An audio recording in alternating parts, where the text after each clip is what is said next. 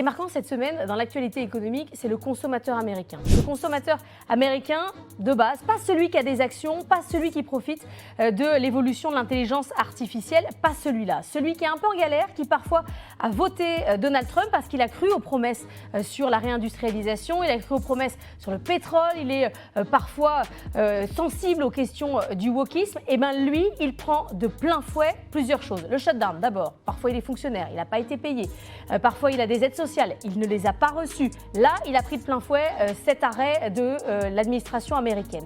En plus, il prend les droits de douane et les questions d'inflation sur le café, sur les bananes. Là, il y a eu des annonces de Scott Bessent, le secrétaire au Trésor, pour dire qu'on allait revenir sur les taxes posées sur les produits que ne produisent pas les États-Unis en interne. Là, on parle directement aux consommateurs. Ce consommateur américain, tous les indicateurs disent qu'il déprime. Clairement, on a, par exemple, dans les résultats Coca-Cola, on voit qu'on baisse la taille des produits parce que le consommateur ne suit pas sur les grandes canettes. On lui fait des petites canettes, des petites parts de pizza parce qu'il n'arrive pas à suivre. C'est quand même assez inquiétant. Annonce de Donald Trump, 2000 $ pour chaque consommateur, sauf les riches. Il a besoin de cette prime avant Noël. Il y a des midterms. On commence sérieusement à s'inquiéter du côté républicain.